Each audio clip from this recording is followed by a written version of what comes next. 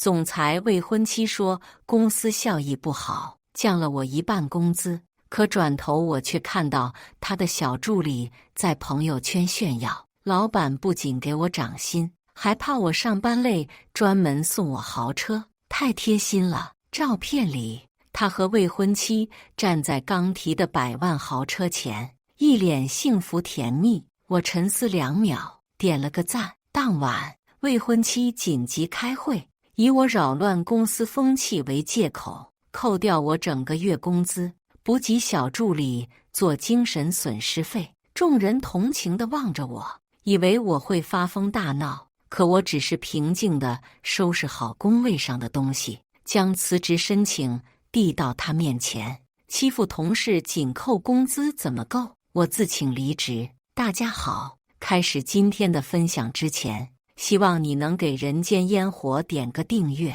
我将会分享更多优质的内容。话音刚落，未婚妻林婉的小助理韩宇阳抢先出了声：齐年哥，你怎么能因为这样一件小事就离职呢？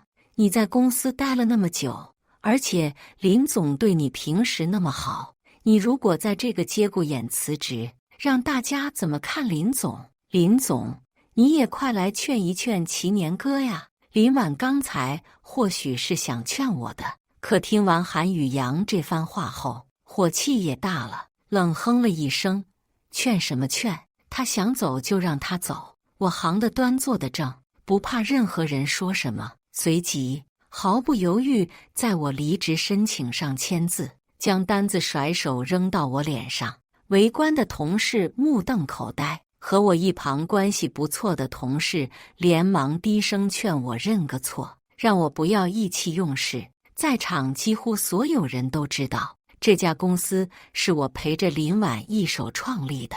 当初公司缺钱，我喝酒到吐血拉投资，业务完不成，我带头领着小队熬夜3天赶工，所有业务我都投入了无数的心血和感情。现在公司已经融资完成，马上就要上市，换成任何一个人都不会这个时间走。可我神色平静，捡起地上的离职单，等我做完工作交接就走。不用交接了，你现在就滚！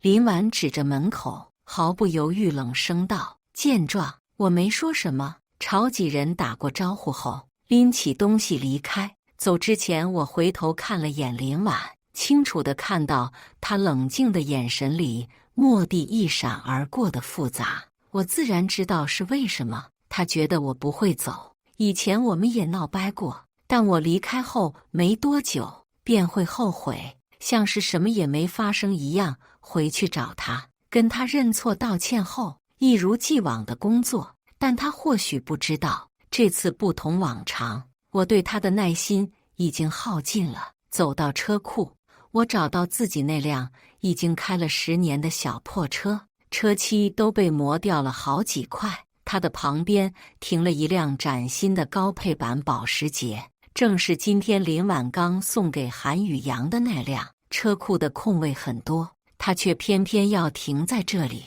我明白，这是对我的挑衅。这不是2辆车，更像是我们2个人。我和林婉在一起10年，却不如才刚入职10个月的韩宇阳。我自嘲地笑了笑，上车。这时一条短信发过来，我点开，看到是朋友的转账。今天早晨林婉说公司效益不行，要降我薪资的时候，我担心他压力太大，立刻联系了朋友，周转了50万。原本想要给他，结果却无意中看到了韩宇阳发的朋友圈里林婉给他提了一辆新车的消息。当时我心里竟然出乎意料的平静，没有难过，也没有吃醋到发疯。或许因为太多次了吧。韩宇阳是被林婉破格招进公司的，工作能力一塌糊涂，可向来对工作认真严谨的林婉却能一次次容忍他的失误。小到开会的时候给甲方点白开水，给自己点奶茶，大到给合作方发报价表的时候发成了底价表，公司亏损几十万。当我对韩宇阳问责的时候，林婉却毫不犹豫地站在他面前，对我满脸不耐烦。宇阳才刚毕业，做点错事不是很正常吗？为什么要对新人那么严苛？长此以往，韩宇阳越来越过分，到现在根本不把我放在眼里。不多久，我离开车库，等停车杆升起的时候，车身猛地震了一下，察觉到被追尾。我走下车，却恰好看到后车上林婉和韩宇阳牵手走了出来。不好意思啊，齐年哥，怎么是你？韩宇阳立刻走上前，心疼地看着自己被撞凹的车头。不过你刚刚怎么急停啊？我都没来得及反应，可惜了。林总刚送我的新车。林婉也阴沉着脸望向我，冷冷道：“你是不是故意的？知道宇阳在你后面，故意急刹车报复？”我差点被他气笑，又是这样，不分青红皂白，将责任推到我的头上。不等我说话，韩宇阳的眼眶慢慢红了。林总，你别怪齐年哥了，齐年哥刚因为我离职，生我的气也很正常。说到底，都怪我不好。说着，他仿佛懊恼一般，握紧拳头，重重地砸向额头。但即将碰到额头的时候，他故意松了力。偏偏林婉看不出来，眼神充满心疼，拿手揉着他的额头，宠溺道：“跟你没有关系，你别把什么事都揽在自己身上。”说完，他怒气冲冲地瞪向我，似乎越想越气，重重地点了点我的脑门：“齐年，你能不能学一下宇阳，有点担当？人家都知道谦虚，你都工作那么多年了，还要这么幼稚自大吗？”我被他推得踉跄两步，反应过来后觉得有些好笑。这一年来是韩宇阳不停地抢我功劳，耍心机往我身上扣锅，现在却变成他谦虚有担当，我幼稚自大了。知道再聊下去也是多费口舌，我懒得再说什么，转身准备离开。等一下，林婉突然拦住我。我本以为他又要斥责我维护韩宇阳，可谁知他竟将我拉到一旁，语重心长道：“齐年，我今天对你的态度确实过激了，但是我也是对你期望太高，所以才会严格的。”听着他温声细语的话，我还有些疑惑，然而很快我便明白了他的用意。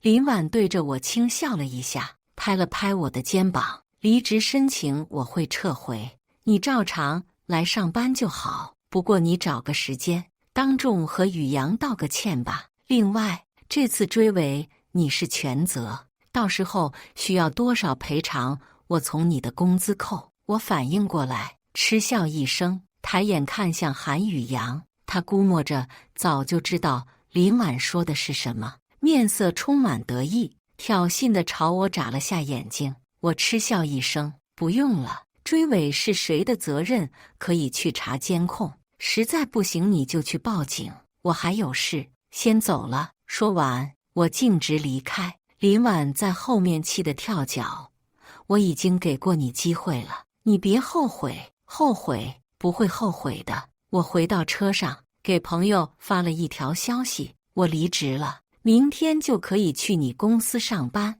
不到半秒，朋友便回了电话，语气惊喜：“你说真的？”他有些不自信：“你要不要再和林婉商量一下？”当初朋友和林婉是同期创业，相比于完全从零开始的林婉，朋友那里资源更加充沛，待遇也更加吸引人。朋友极其缺少优秀技术，于是他许诺给我更高的股份和利润，想让我去他们那里帮忙。甚至知道我和林婉的关系后，他甚至破例提出让我兼职，但为了林婉，我还是毫不犹豫地拒绝了。当初我最难的时候，躺在雪地里差点冻死，是林婉把我拖进了警局，救了我一条命。我十分感激他，所以抛弃了所有，全身心地投入在事业，想方设法的让林婉的公司一步步做大。可现在看来，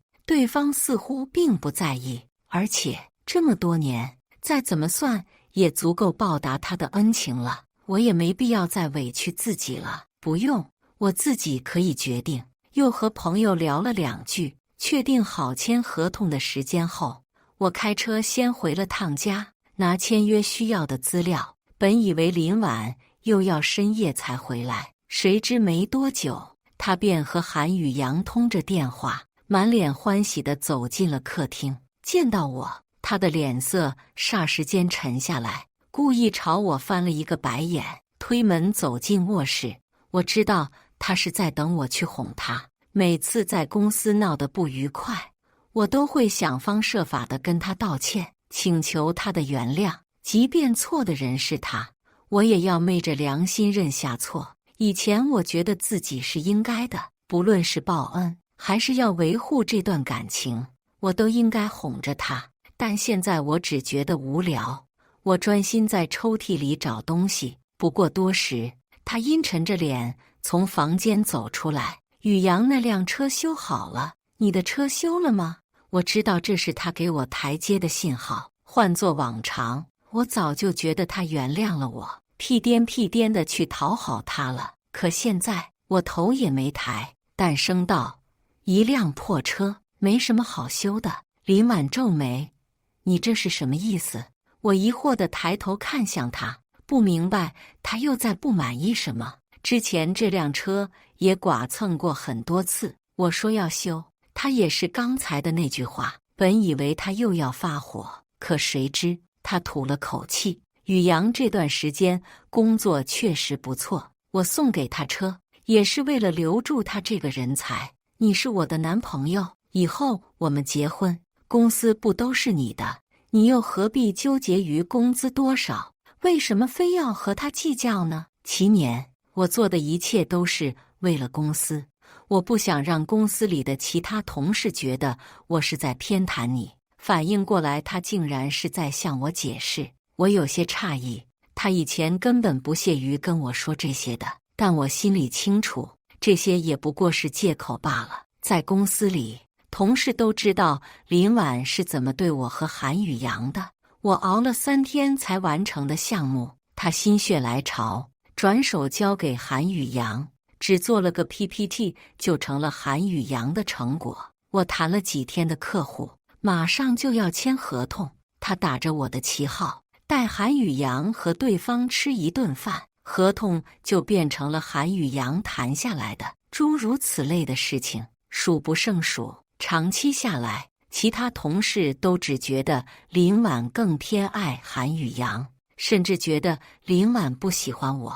为此，我在公司遭受了不少白眼和欺负。他看到了，却只当没看到。我不想解释，反正即便解释，也要被他说是在找借口。哦，我淡淡的应了一声：“你没必要跟我说这些，我已经和公司没关系了，要怎么做，你自己看着办就好。”林晚没说话，最后他叹了口气，走到我面前，踮起脚，双手勾住我的脖子，吐舌如兰：“其实我也有私心，想让你这段时间休息休息。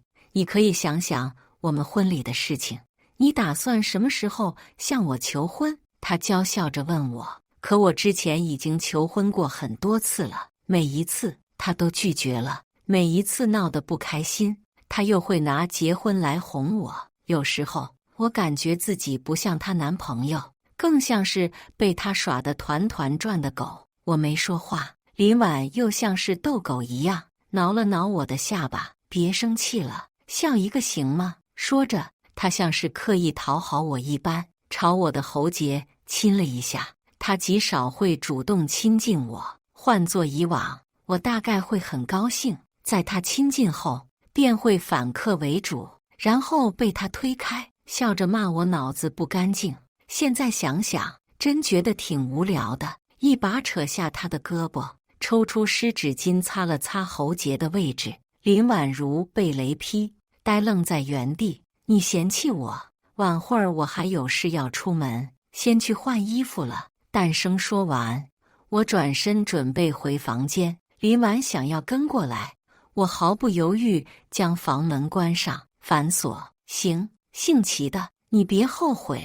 林婉似乎真的生气了，放完狠话后，狠狠地朝房门踢了一脚，气冲冲地离开了。等我从房间出来，客厅已经没有人了。公司群里，林婉发了一条消息，说要请大家吃饭，问谁要一起。全员沉默，只有韩宇阳连发了3条高兴的表情包。我知道林婉是故意在气我，这种事情已经很多次了，每次都是如此。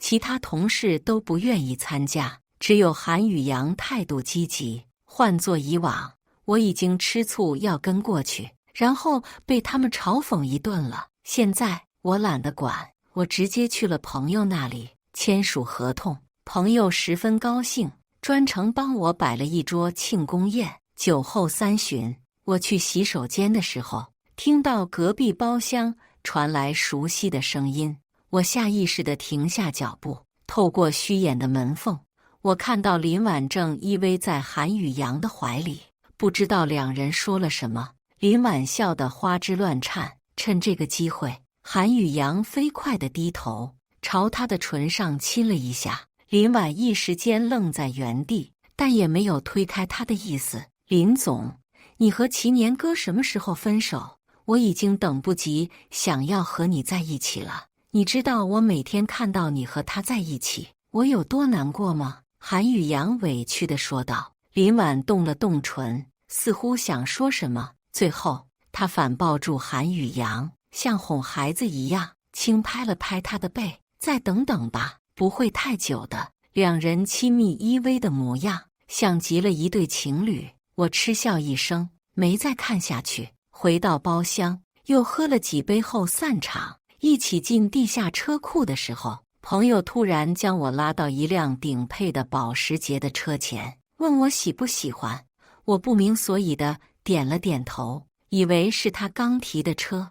我想要夸赞的话都到了嘴边，结果朋友突然往我的手里塞了一把车钥匙，送你的。他冲我挤眉弄眼，你那辆车都破成什么样了？我老早就看不下去了，给你换台新的。我刚要拒绝，他却像是已经知道我想说什么，径直道：我听说林婉给你们公司的新人送了车，他那么烂的技术都能开豪车，你当然不能比他差。说起来，你们那个新人做出来的东西我看过，每次风格都不一样，显然是抄的，也不知道是怎么留在公司的，或许是喝过酒的缘故。朋友毫无遮掩，喋喋不休地跟我吐槽韩宇阳。我沉默着没说话。他说的是对的，那些东西都是我和同组其他的同事做出来的，几乎每次都是即将完成的时候，被林婉要求转交到韩宇阳的手上，也因此韩宇阳的风格总是不一样。朋友不在公司，都能看出来其中的实情，可偏偏林婉看不明白。我向朋友道了谢，和朋友又闲谈几句后，我回了家。打开房门的时候，林婉已经坐在了家里客厅的沙发上。你去哪儿了？似乎是心情不错，她的语气都轻快了许多。我眼前再次闪过他和韩宇阳在酒店里相拥在一起的画面，胃里不由得一阵反胃。和朋友出去吃饭，我淡声说完，径直朝房间的方向走。刚走2步，林婉突然拦住我，皱了皱眉：你还喝酒了？不是说过我不在的时候你不喝酒吗？我忍不住嗤笑，这话的意思是我只有在帮他应酬的时候才能喝酒。我没说话，林婉却像是想到了什么，突然笑了，脸上还有些得意。你还是因为我和韩宇阳出去的事情生气是吧？你不想让我和他单独出去吃饭，直说就是了。至于喝这么多吗？你想多了，我喝酒和你们没关系。我有些累，扶着凳子坐下来。不过我确实有句话想跟你说。什么话？大概以为我又要说软话道歉，林婉的语气都得意了几分。我先提前告诉你，现在跟我道歉已经晚了。我因为下午的事情对你感觉很生气，别以为简单的道歉我就会原谅你了。说着，他朝我翻了个白眼，我假装没看到，出声道：我。话还没说完，他的手机铃声响了起来。林婉低头看了一眼，我注意到来电显示的名字是韩宇阳。你先等一下，我接个电话。说着，林婉丝毫没有再理会我的意思，抬手就要接通。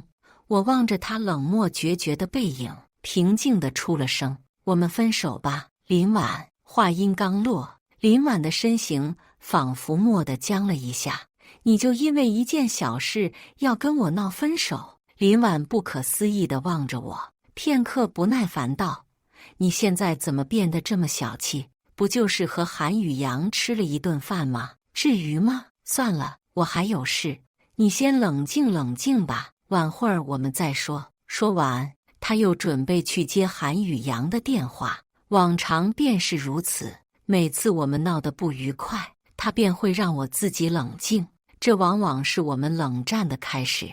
但每次几乎都是我先自我洗脑，说服自己接受林婉的想法，然后主动找林婉破冰，跟他道歉。最开始我是喜欢他，不想让他受委屈，到后来我舍不得这些年的感情，总觉得委屈一些，度过这个矛盾之后就会好起来的。可这么一年又一年的过去，9年了，结果并没有变好。林婉接通韩宇阳的电话，笑着冲对面打完招呼，准备回卧室。我大步上前，拿过他的电话，毫不犹豫地选择了挂断。林婉有些恼火：你干什么？先聊我们的事情吧，以后你和他有的是机会。我将电话塞回他的手里，既然已经选择了离开，快刀斩乱麻解决便好。我没有自虐的倾向，我们有什么好聊的？你还真打算因为这点小事跟我分手？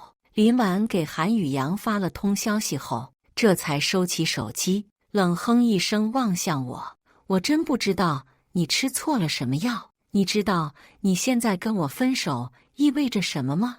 你现在什么都没有，已经配不上我了。你知道有多少人劝我跟你离婚吗？我还不是顾念着我们之间的感情，一次次的容忍你，我都已经退步这么多了，你还有什么不满意的？林婉的神态颐指气使。是的，他现在的身价远远高过我，因此他不止一次地跟我强调过我们之间的关系不对等。他和我在一起是因为顾念多年的旧情。往常他说这些我都当成我们之间的情去看待，直到最近我才发觉他是认真的。在他眼里，我们之间没有分手的原因，是利益，是旧情，是施舍，却唯独没有爱情。我刚要说话，他像是又想到了什么，打断我，嗤笑一声道：好了，我知道了，我恢复你在公司的职位，再给你一些股份，这样总可以了吧？不用了。我感觉有些好笑，摇了摇头。不是因为这个，那是因为什么？林婉不解。我也没再瞒他，淡声道：我们直说吧，今天你和韩宇阳在酒店里说的那些话，我都听到了。林婉脸色僵住：你跟踪我只是巧合罢了。但林婉显然还是不信，看我的眼神狐疑。换作以前，我大概要向他证明，但现在我全然不关心他会怎么想，直切主题。既然你也想分手，那我们正好想到一起了，干脆分了吧。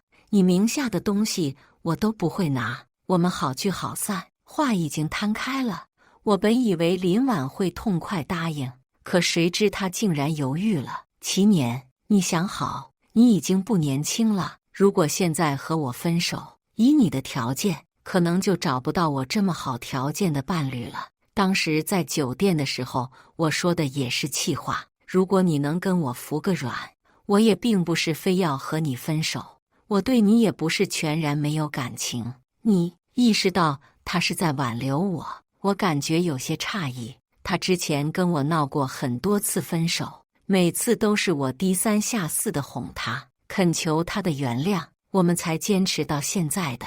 难道分手不是他想要的吗？然而转念我便反应过来，他担心的是什么？他名下的公司马上就要上市，如果这时候传出他抛弃男友新闻，恐怕对公司的名声有损。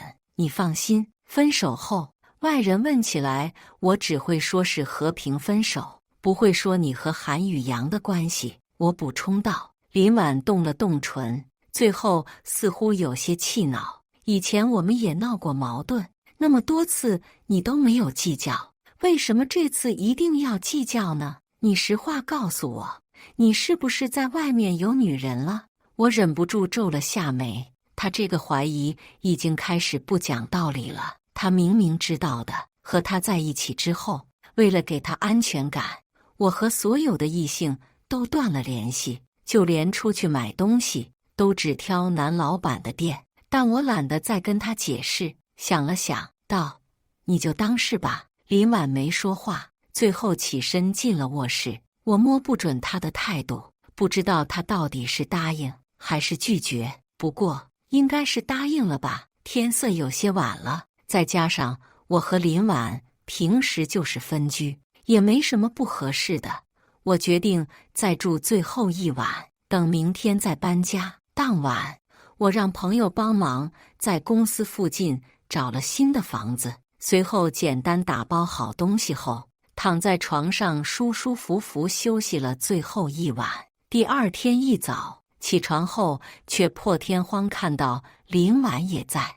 往常这个时候，他已经顺路接上韩宇阳去公司了，现在怎么还在这儿？不过我发现他的眼睑有淡淡的青色，看起来脸色也不太好，像是一夜没睡。想了想，我还是没问出口。看到我收拾东西，他眼神微妙：“你这是干什么？搬家？”我淡声道：“房子是我们当时一起买下来的，但当时我说过要送给他，所以也并没有要收回去的打算。你不用要搬走，房间足够住的。”迟疑片刻，林婉朝我说道：“都已经分手了，再住在一起不合适，毕竟我还不知道韩宇阳什么时候会搬进来。”林婉看着我，没说话，我也没理会他。当他不在，忙碌着打包行李，林婉站在旁边，不知道在想什么，偶尔会过来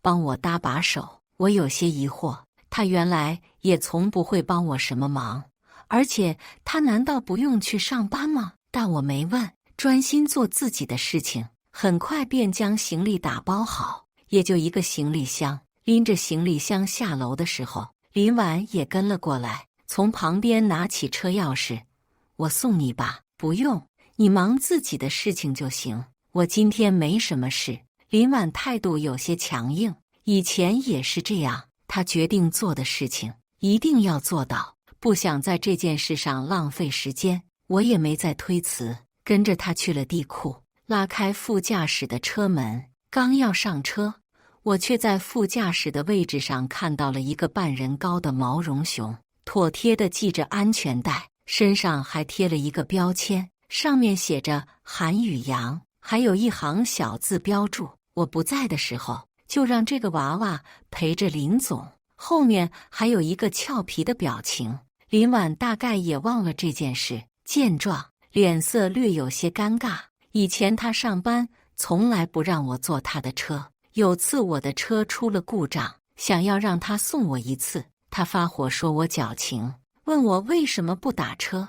我当时真的以为他是不喜欢我依赖他，原来是怕我看到这个。我还是打车吧，我自觉地想要关上车门，谁知林婉却拦住了我，将熊直接从副驾驶扯下来，扔到了后面，干笑道：“小年轻比较幼稚，但也是一片好意，我只是不想寒他的心。”我沉默着没说话。之前我给林婉送过一个平安符，可在车里挂了几天，他就嫌弃麻烦给摘了。原来他也会贴心地考虑到别人的想法，只是那人不是我，我也没再矫情，想要钻进副驾。这时身后突然传来一道带着浓烈不甘的声音：“林总，你不是生病了吗？为什么会在这儿？我回过头，刚好看到呆立在不远处的韩宇阳，表情惊讶又有些受伤。林婉脸色像是被抓包似的，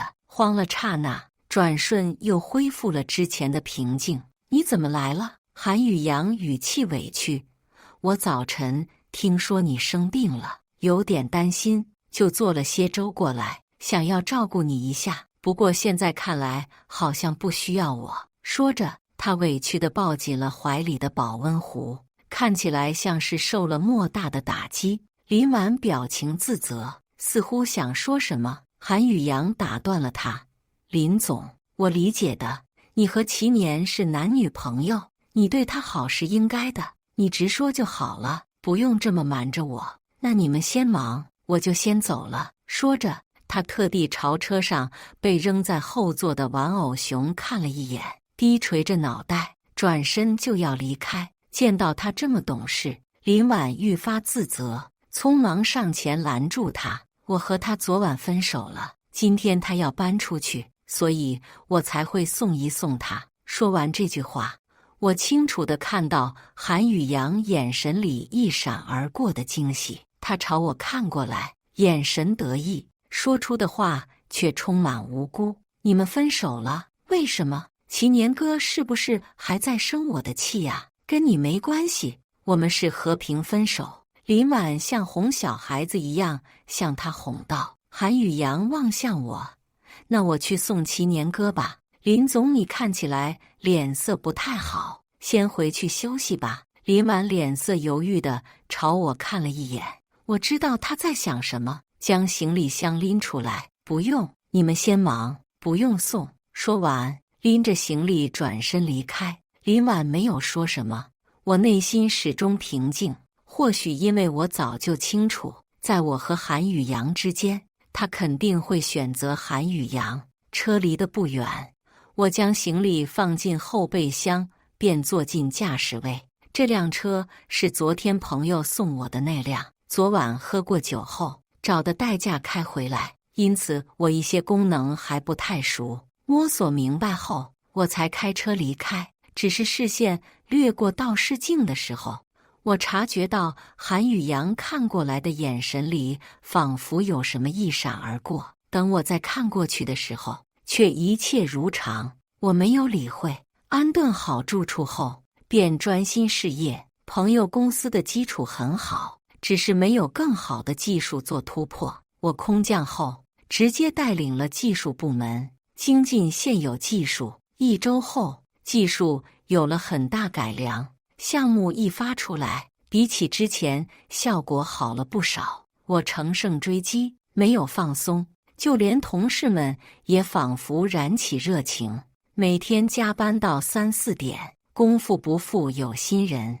第2个项目一经问世，便火爆全网，收拢了一大批粉丝。原本名不见经传的小公司，短时间便被大家熟知，就连之前曾拒绝过的合作商，也纷纷找到我和朋友，想要申请合作。短时间内，我的来电铃声一直不断。这天，我刚挂断一通电话，便又一通电话打过来。我下意识点了接听，结果刚接通，对面便传来林婉的声音：齐年，我家里水管坏了，你能不能过来帮我修一下？此时，我和林婉已经分手了将近半年。听到他的声音，我还有些恍若隔世。忙碌于工作后，我便很少再关注他，只知道他的公司没有按照原有的时间上市，似乎还惹上了一些麻烦事。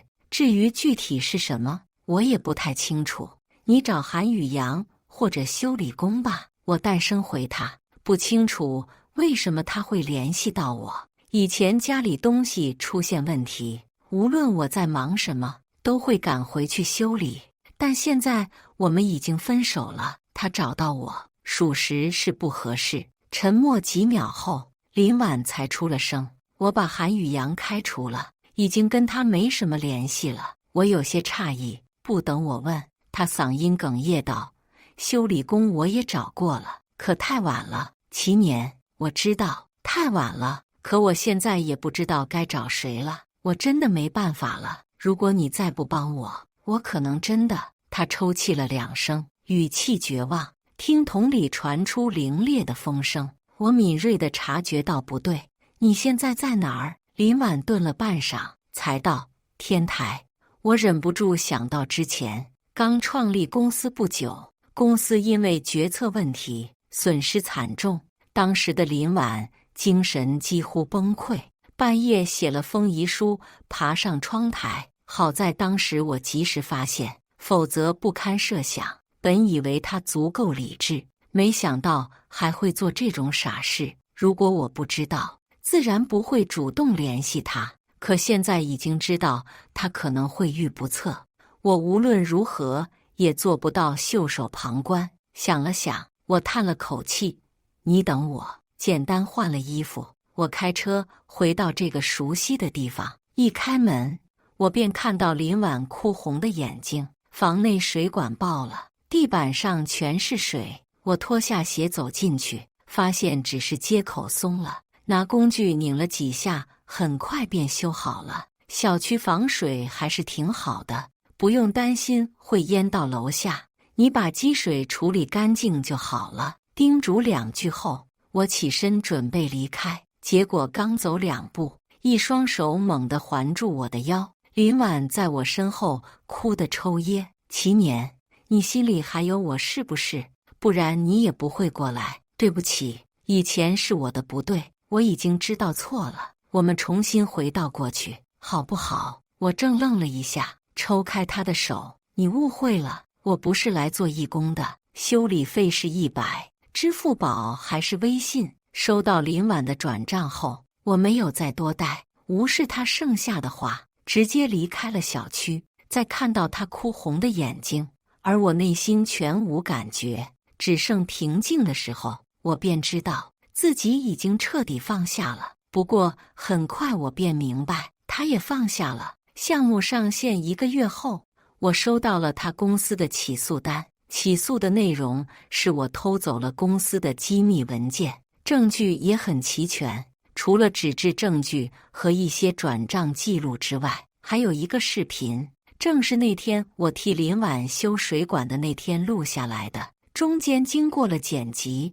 只能看到我在房间里找工具的那个动作。林婉断章取义，说是我当时就是在找机密文件。视频不知被谁被放到了网上，传得沸沸扬扬。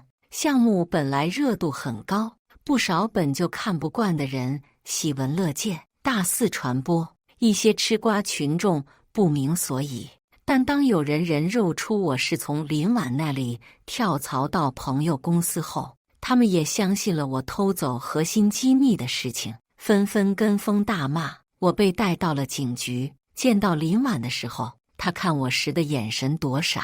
你和韩宇阳没有分手，对吗？偷走机密导致公司差点破产的人，其实就是韩宇阳。那天你骗我水管坏了，其实就是为了让我成为你们计划的一环。我不急不躁，淡声说出自己的猜测。当时看到了很多反常的东西，只不过没有多想。现在想想，一切都是有迹可循的。林婉抿了抿唇，我也不想这样的。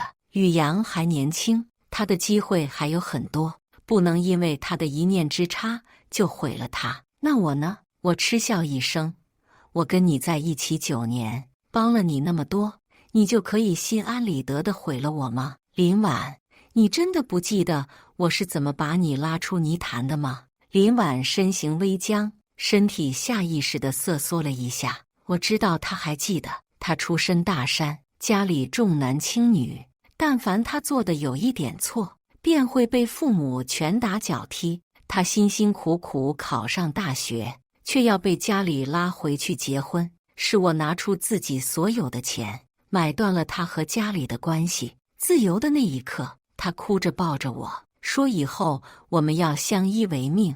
他可以有自由爱人的意志，可以为了另一个人抛弃我。我不怪他，可我无法忍受，明明我帮了他那么多，他却会为了另一个人的错误，将我一脚踹进深渊。